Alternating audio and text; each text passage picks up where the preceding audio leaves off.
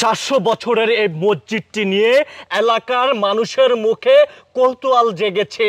এই 700 বছরের মসজিদের ভিতরে কি এমন লুকিয়ে আছে, দর্শক যা জানলে আপনারা রীতিমতো চমকিয়ে যাবেন। কি রয়েছে এই গভীর জঙ্গলে, সুপারি বাগানের ভিতরে, কি রয়েছে এই মসজিদের ভিতরে, এই মসজিদের ভিতরে কি ঘটেছিল, আপনারা অবশ্যই শোনার জন্য অপেক্ষায় রয়েছেন। তাহলে আমি ছোট করে আপনাদেরকে বলতে চাই, এই মসজিদের ভিতরে এক কবিরাজ ঢুকেছিল এক নারীর চিকিৎসা করানোর জন্য। কবিরাজের সঙ্গে আরেকজন ব্যক্তি ছিল, অর্থাৎ 3জন ব্যক্তি ছিল এই মসজিদের ভিতরে। তবে এই মসজিদের ভিতরে চিকিৎসা করবে সেই নারীর। তখন এই বিষয়টা নিয়ে এলাকায় চাঞ্চল্য সৃষ্টি হয়েছে। এক পর্যায়ে র্যাব, পুলিশ, আর্মি যখন সেই কবিরাজকে ধরতে আসে, এই মসজিদের ভিতর থেকে নিয়ে যাবে, তখন চতুর্দিক দিয়ে পুলিশ, র্যাব, আর্মি ঘেরাও দিয়েছিলেন, তাদেরকে অ্যারেস্ট করবে। অতঃপর মসজিদে যখন ঢুকতে পেল, তখন কিন্তু সেই 3জন ব্যক্তি কিন্তু গায়েব হয়ে গেছে। পূর্বপুরুষের স্মৃতি ধরে রাখার জন্যে আমরা সামনের দিকে ডিজাইন করে করবো, সেটা হলো যার যার ব্যক্তিগত ব্যাপার। কিন্তু আমাদের বাড়িতে এমন কোনো মানুষ নাই যে তার সামর্থ্যে এই মসজিদটা করব, এরকম মানুষ নেই, রিচ ম্যান নেই। কিছু কুসংস্কার কথাবার্তা রয়েছে, যেমনটা হচ্ছে যেমন আপনাদের এখানে 600 থেকে 700 বছরের যে মসজিদটি জঙ্গলের ভিতর কিন্তু অবস্থিত। তো অনেকেই কিন্তু বলে যে মসজিদের রাত্রের বেলা ঢুকতে আমার ভয় লাগছে, বা দিনের বেলা হয়তো বা কেউ আসতেও, কিন্তু সাধারণত যদি আমিও দিনের বেলা আসি, আমি এই মসজিদে ঢুকতে ভয় পাবো। তো এরকমটাও যদি আপনার 31 বছর বয়সে বা আপনাদের এখানে কি এরকম কোনো সিচুয়েশনে পড়েছে কিনা কেউ? দিনের বেলাও আসতো, মোটামুটি তার শরীরটা থমথম করতো, যে একটু হলেও ভয় লাগতো। অবশ্যই এখন পর্যন্ত আমার ভূতে ধরেনি। বিশেষ করে গ্রামগঞ্জে মেয়েদেরকে কিন্তু জিন ভূতে আচর করে।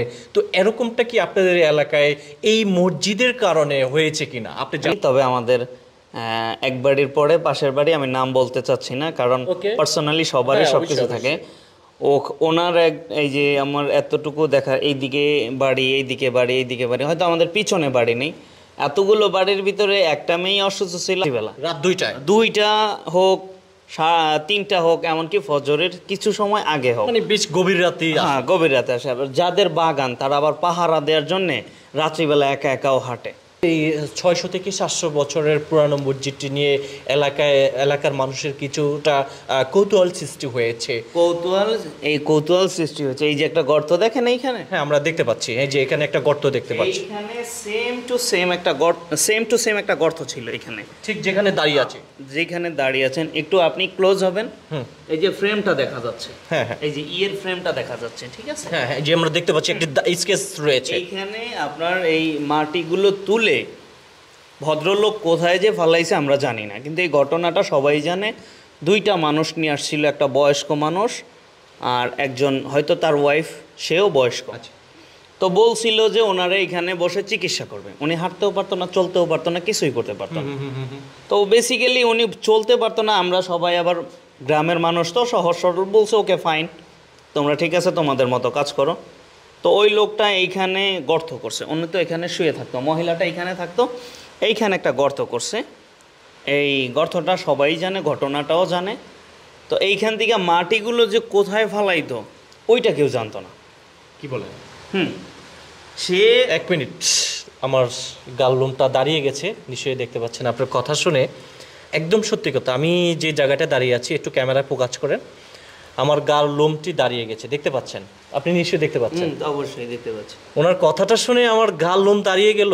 এই মসজিদের এখানে মানে কেউকে মানে চিকিৎসা করবে, তখন এখান থেকে সম্ভবত মাটি কেটেছে, কিন্তু এই মাটি কেটে হয়তো মেবি বাইরে ফালিয়েছে, সেই মাটি যে কোথায় যেত কেউ জানে না।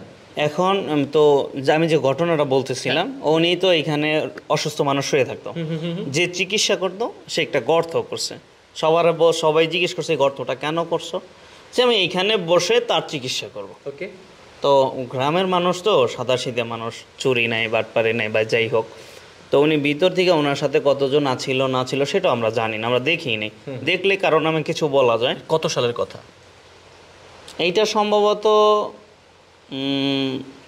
8-10 বছর আগের কথা। 10 বছর আগে। সম্ভবত এরকমই হতে পারে বা তারও একটু কম হতে পারে বা এর ভিতরে এইটার পরেই কিন্তু ওই ওই ওই গর্তটা করা হয়েছে। ওই গর্তটা করা হয়েছে, কিন্তু ওই গর্তটার মাটি কোথায়? ওই গর্তটার মাটি উপরে ছিল, ওইটা করছে একদিন এক রাত্রি। আচ্ছা, পরে এগুলো আবার আমরা নিচে ফেলে দিয়েছি, এটা স্বাভাবিকভাবে সবাই জানতো। কিন্তু ফেলে দিয়েছেন, আমরা তো দেখতে পাচ্ছি যে গর্ত জায়গায় গর্ত। ওই মাটিগুলো কোথায় গেছে সেটাও জানি না, গর্ত ফেলে দিয়েছি আমরা ভরে দিয়ে একবারে মাটি মুটি দিয়ে উঁচু করে দিয়েছি, কিন্তু সেইখানে আবার ডাউন হয়ে গেছে, কিন্তু মাটি কোথায় গেছে সেটা মাটি কোথায় যাচ্ছে সেটা জানি না। তো এইখানকার যে গল্পটা বলতে লইছিলাম, তো উনি আসতো যেত মাসখানেক না যেন 2-3 মাস এরকম একটা সময় এখানে উনি ছিল। উনি কি কোনো কবিরাজ? কবিরাজ। কোনো নারীকেও কি নিয়ে এসেছিল? হ্যাঁ, একজন মহিলা ছিল আর একজন পুরুষ ছিল, দুজনই বৃদ্ধ, ওকে, ওল্ড ম্যান। ওকে ওকে। তো এইখানে উনি কি করতো না করতো সেটা তো কেউ জানে না। লাস্ট মনে করেন যে আমাদের বাড়িতে একদিন চুরি হয়েছিল, আমার বড় আফার কানের দোল নিয়ে গেছিল। মানে আমাদের গ্রামের বাড়ি তো জানালা খুলেই আমরা ঘুমাতাম, ছোটবেলার কথা। তো ওই যে কানের জিনিস নিয়ে গেছে, তো সবাই টার্গেট করছে ওনারে, কবিরাজকে। ওকে, টার্গেট করার পরে এটা নিয়ে একটা চাঞ্চল্যকর বিষয় হয়ে গেছে। পরে আমাদের এইখানে র্যাব আসছে, তারপরে আপনার মানে আইন শৃঙ্খলা বাহিনীর কিছু মানুষ আসছে, অনেক উপরের লেভেলের মানুষ আসছে, কিছু আসছে এই দিক থেকে, কিছু আসছে এই দিক থেকে, মানে 4 দিক থেকে, কিন্তু আসার পরে 3 জনের 1 জনেরও পাওয়া যায়নি।